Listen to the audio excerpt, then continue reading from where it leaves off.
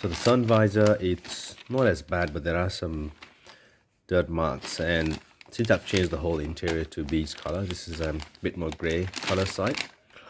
And if it's getting hot on the hot weather, this thing actually melts and you can actually, this comes off.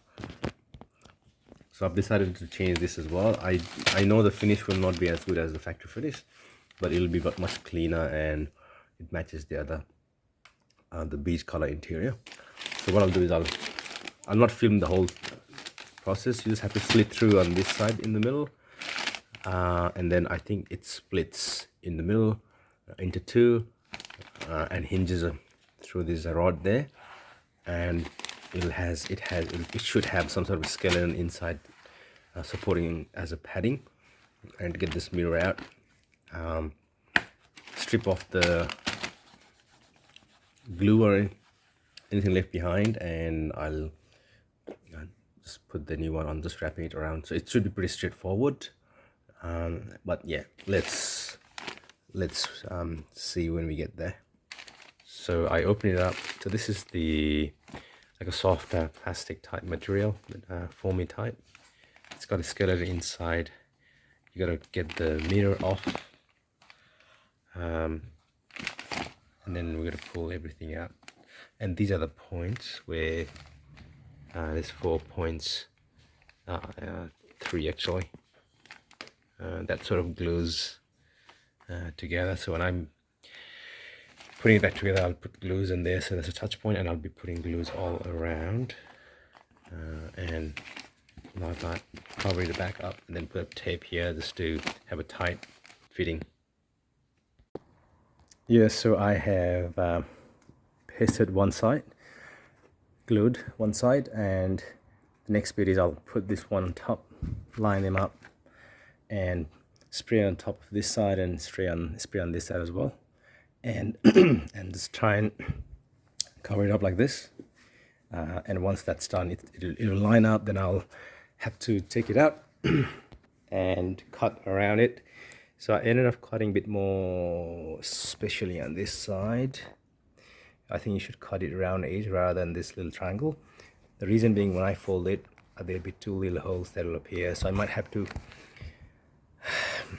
So I'll look for that in my next one, lessons learned, and I'll cut some extra fabric and try and hide that hole, but I don't think it'll be as good. But anyway, it looks pretty good. So once that's done, I'll put this epoxy adhesives around, just around the edge, and along those main points where it gets glued to that side, and this one gets glued on that bit there, and close it. I'll tape it up with a mask tape and leave it overnight, and that'll be done. So I put the glue around the edges and clipped it together. I had to insert those extra sort of bit of a fabric in there using a sharp, using a like a razor type blade. Insert it in slowly. It came out pretty good actually, and overall I'm pretty happy with the thing. Obviously it's not as good as the factory finish on this side, but good enough. Much better than the old dirty one I had.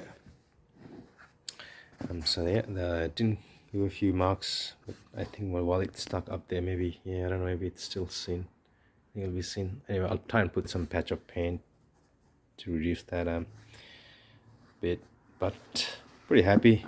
So after I put the glue, I actually wrapped it all around with this tape and left it overnight so it gets stuck pretty good, which I think it really worked well.